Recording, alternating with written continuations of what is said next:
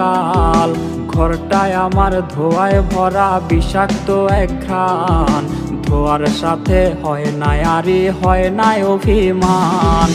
আবেগ দিয়া নেশার নৌকায় পাংখা লাগাইছি, মাতাল হইয়া পিয়ার খোঁজে পানি জমাইছি। আবেগ দিয়া নেশার নৌকায় পাংখা লাগাইছি, মাতাল হইয়া পিয়ার খোঁজে পানি জমাইছি।